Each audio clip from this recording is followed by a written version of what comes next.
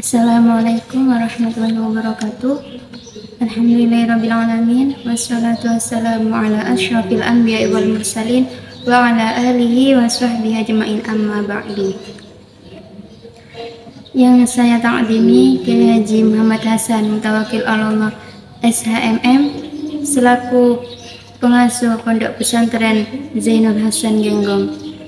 Yang saya takdimi Bapak Dr. Abdul Aziz Suhabi AMAG selaku Rektor Universitas Islam Zainul Hasan Genggong. Yang saya takdimi Rektor 1 Bapak Dr. Muhammad Iftil Islam MPD. Yang saya takdimi Rektor 2 Ibu Endah Triwi Sudaningsih. Yang saya takdimi Rektor 3 Bapak Abu Yazid Adnan Kutni MHI. Yang saya hormati Ibu Dekan Fakultas Tadris Umum Ibu Wahyuni Lestari MPD. Yang saya hormati Kaprodi Tadris Bahasa Inggris Mr. Beni Hamdani MPD. Yang saya hormati Mr. Robby Firman Diharjo MPD selaku dosen pengampu mata kuliah Psikologi Pendidikan dan Pembelajaran. Dan tak lupa pula teman-teman saya yang saya cintai dan yang saya banggakan. Pertama-tama, marilah kita panjatkan puji syukur kehadirat Allah Subhanahu wa Ta'ala yang telah memberikan beribu-ribu nikmat dan berkahnya kepada kita semua. Dan tak lupa pula salawat dan salam kecurahkan kepada junjungan kita Nabi Muhammad SAW beserta keluarganya dan sahabat-sahabatnya. Semoga kita semua mendapatkan syafaatnya dan mendapatkan petunjuk hingga hari kiamat nanti. Baik, di sini saya akan menjelaskan tentang ragam kesulitan belajar peserta didik. Di sini ada pengertian, faktor-faktor, dan solusinya. Baik, pengertian kesulitan belajar pada peserta didik. Kesulitan belajar merupakan hambatan yang terjadi dalam suatu pembelajaran yang mempengaruhi hasil belajar. Jadi kesulitan tersebut lebih mengacu pada psikologi siswa. Hal itu bisa berupa kesulitan mendengar, berbicara, menulis, membaca, mengeja, berpikir, dan berhitung.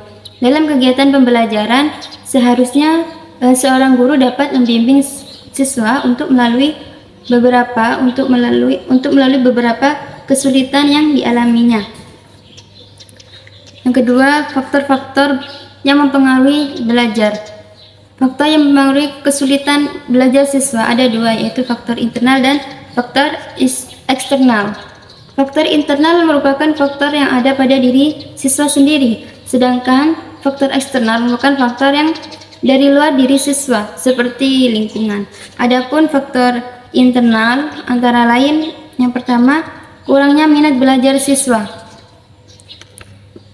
Jadi sekarang itu banyak ditemui di sekolah beraneka ragam karakteristik siswa, mulai dari yang rajin hingga yang malas. Jika diamati dalam suatu pembelajaran, siswa yang cenderung kurang rajin itu disebabkan karena dalam dirinya belum terdapat minat yang murni atau keinginan untuk belajar. Tidak heran jika siswa akan cenderung malas untuk belajar di sekolah. Yang kedua, kurang memberikan motivasi kepada siswa. Motivasi dari guru kepada siswa sangat penting dalam mewujudkan semangat belajar siswa, karena siswa akan menganggap jika guru mendukungnya dalam belajar. Ketika siswa termotivasi, maka mereka cenderung lebih percaya diri dan semangat untuk belajar.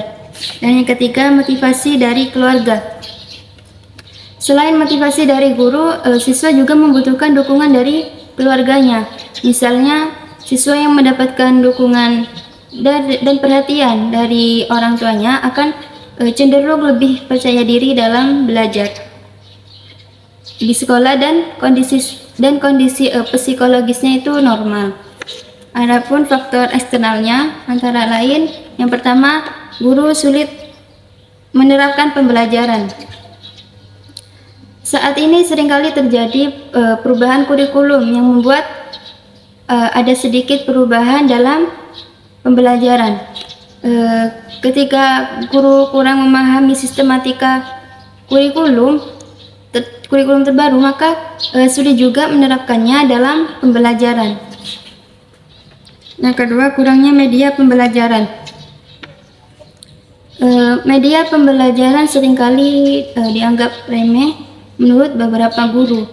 Tetapi nyatanya penggunaan media dalam pembelajaran merupakan salah satu upaya untuk memudahkan guru dalam menyampaikan materi dan siswa itu lebih mudah memahaminya. Media pembelajaran pada zaman saat ini disarankan untuk menggunakan media internet. Hal tersebut bertujuan untuk mengenalkan manfaat kemajuan teknologi terhadap pembelajaran kepada siswa. Yang ketiga, metode pembelajaran yang membosankan. Pada saat ini metode yang banyak digunakan adalah metode ceramah. Metode ceramah ini cenderung hanya satu arah, siswa menyimak penjelasan guru. Ketika tidak ada umpan balik dalam menyampaikan materi, siswa cenderung bosan dan mengantuk ketika belajar, apalagi tanpa adanya media pembelajaran. Adanya permasalahan tersebut seharusnya guru perlu membenahi metode pembelajaran yang digunakan untuk membuat pembelajaran lebih menyenangkan dan tidak membosankan bagi siswa. Yang ketiga, solusi terhadap kesulitan belajar siswa. Kesulitan belajar siswa dapat diatasi melalui pelaksanaan diagnosis, karena hal ini dapat membantu siswa dalam mengatasi kesulitannya dalam belajar. Adapun langkah-langkah diagnosis antara lain, yang pertama, guru mengidentifikasi kesulitan belajar pada siswa. Jadi hal tersebut supaya guru dapat mengetahui karakteristik siswa terlebih dahulu. Yang kedua, mengelompokkan kesulitan belajar siswa. Jadi selanjutnya, guru bisa mengelompokkan jenis-jenis permasalahannya untuk mengetahui faktor yang melatar belakangi kesulitan belajar siswa, lebih dominan pada faktor internal atau faktor eksternal.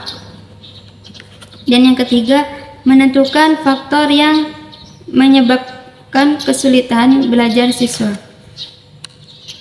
Misalnya, ternyata ditemukan bahwa faktor paling banyak pada pembelajaran yang kurang menarik adalah pembelajaran yang membosankan, sehingga siswa merasa karena kurang bersemangat atau ada faktor lain yang melatar belakangnya. Yang keempat, mencari solusi dari permasalahan. Setelah itu, guru dapat mencari solusi untuk mengatasinya. Yang kelima, tindak lanjut yang dapat dilakukan guru.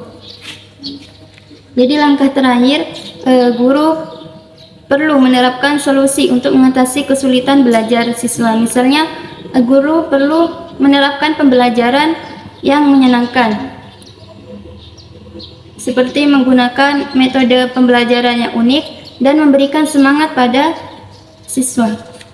Mungkin sekian dari saya. Mohon maaf apabila terdapat kesalahan dari awal hingga akhir. Terima kasih atas perhatiannya. Assalamualaikum warahmatullahi wabarakatuh.